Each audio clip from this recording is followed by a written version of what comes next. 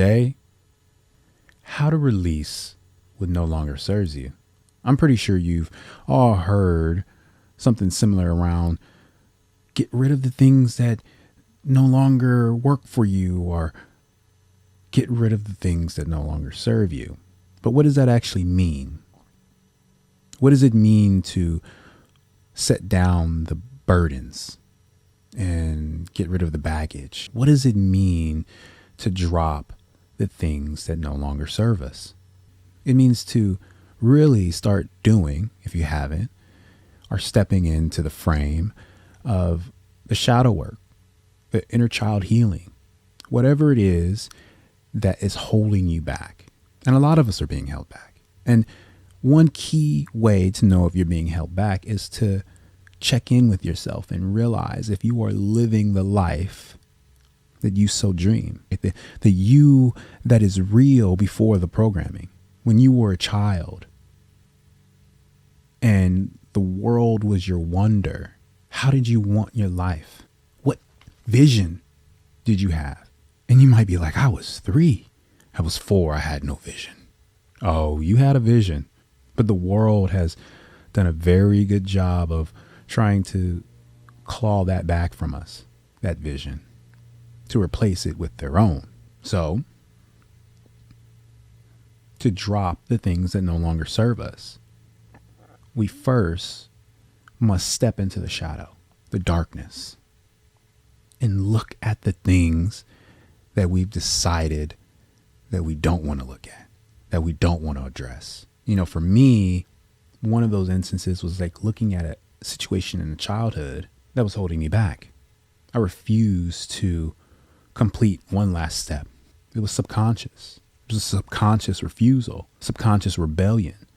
But that subconscious rebellion was so deeply entwined with the daily goings on of my life, how I acted and showed up in certain regards, that it literally was a stranglehold to my personality, to my soul. So I really had to step into that shadow and ask myself, why was I unwilling? Why was I unwilling to set the baggage down, set the burden down? I was unwilling because I felt, erroneously so, but I felt that I was giving away my power. When the truth of the matter is, when I refused to step into the light, when I refused to do what I needed to do, I had already given my power away. Because I started to become someone that I'm not. I started to do things that are not me. They were this version of me, this version that refused to step into the light. It was that version of me acting, that version of me being. And I could see it clearly, yet at the same time, I couldn't. I could see that something was very, very wrong, but I couldn't quite see how I might go about fixing it. I've paid a lot of lip service to myself over the years, saying things to myself and not being able to follow through. And I thought, this is interesting. Why am I not able to follow through on the things that I said for myself? And I realized something. It was because of an underlying uncomfortable feeling that I was unable to step into the light. I knew I needed to do it, and yet I refused to do so. I refused to offer forgiveness, to give it freely. You see, sometimes when we get hurt, we feel like that anger, that pain, that hate, that's something I get to hold on to. But it becomes a sword that you end up gripping its blade, and before you know it, you're impaling yourself. And before you know it, you're falling into the same grave. I had to learn to forgive unconditionally. To say, I forgive you, and I release this. I release you. And let me tell you something. When I really dug in and I really felt those words, it was like a weight was lifted off of me. a weight that had been there for so long, I had become comfortable in the crushing weight of the uncomfortability of the hate I was harboring, the pain I was harboring. And so I was unable to really keep showing up in the manner in which I knew I could. And all of this because I refused to set down, to put down what no longer served me. You know, maybe at a certain point, the anger served me.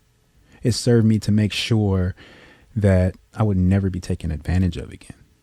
It served me to make sure that I had a discerning eye in the world. Sometimes the world shows up in a way that can make you lose faith in it, that can make you lose faith in yourself. The question is not about losing it. It's about getting it back. It's about becoming you, being you. There are going to be times, maybe, if you're, I guess you could say, lucky enough, that life is going to toss you lessons and blessings. And sometimes those lessons and blessings will feel like the crushing weight of the world. It'll feel like everything is ending. And maybe it is. And maybe that ending is the beginning of something new. Lean into it. Lean into it and ask for the guides on the lessons and blessings being shown to you. Put down the things that don't longer serve you. So to put down the things that no longer serve you, step into the light. Accept and forgive. Forgive fully and apologize. Apologize to another person. Apologize to yourself. Apologize to yourself for the transgressions against yourself. The damage that I did to my own system, my own body, by refusing to step into the light, by refusing to offer forgiveness and instead stewing in hate and pain. The damage that I did for myself, to myself, is not something I would wish on an enemy. And so in that same space, in that same vein of offering forgiveness unconditionally, I also offered apologies. In the same vein of offering unconditional forgiveness, I also progressed. In the same vein of offering unconditional forgiveness, I also gave freely to myself unconditional apologies, sorries, apologizing profusely to myself for the transgressions against myself, for the words of hate I had for myself. When we hold on to things that no longer serve us, it weighs us down. It stops us from being able to fly as high as you're able to go. And who knows, maybe you're able to reach the realm of heaven, of godly status, of goddess status. Who knows where you're able to go when you decide to drop the baggage, when you decide to drop the burden.